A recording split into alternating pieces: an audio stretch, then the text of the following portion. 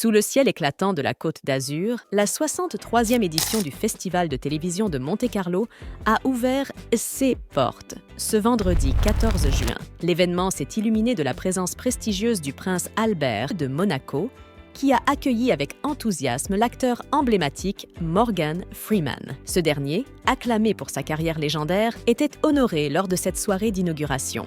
Si vous découvrez la chaîne, je vous prie de nous laisser un like et de vous abonner pour soutenir notre chaîne. Merci. Le prince Albert II, en véritable hôte distingué, a inauguré cette édition en compagnie de Morgan Freeman, un des plus grands noms du cinéma mondial. Freeman était venu présenter en avant-première mondiale la série The Grey House, qu'il coproduit.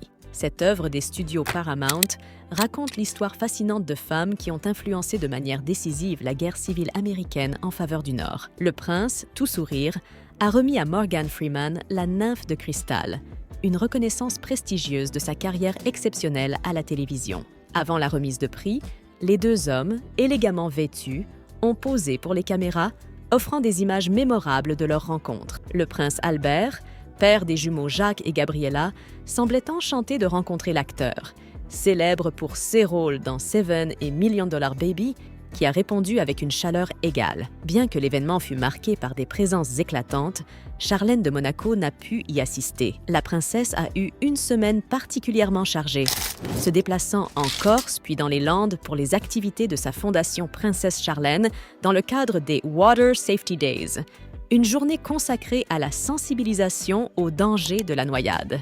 Ces engagements, qui lui tiennent particulièrement à cœur, ont été partagés sur le compte Instagram de sa fondation, illustrant son dévouement inlassable.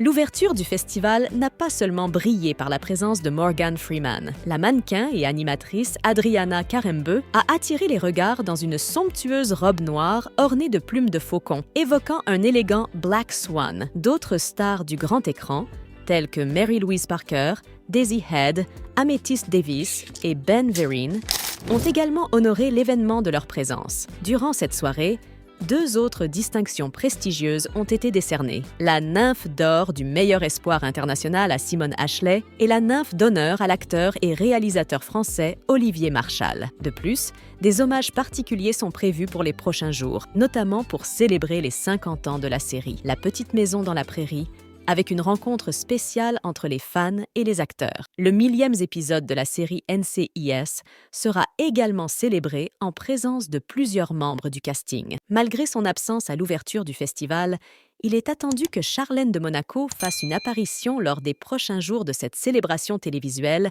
qui se clôturera le mardi 18 juin. Son engagement à la fois pour sa fondation et pour les événements sociaux montre son dévouement envers ses causes et son désir d'inspirer et de sensibiliser le public. Ainsi, cette 63e édition du Festival de télévision de Monte-Carlo s'annonce riche en moments mémorables et en célébrations de talent. Le sourire du prince Albert aux côtés de Morgan Freeman restera sans doute l'une des images emblématiques de cette ouverture, symbolisant l'alliance de la royauté et du glamour hollywoodien dans le cadre enchanteur de Monaco.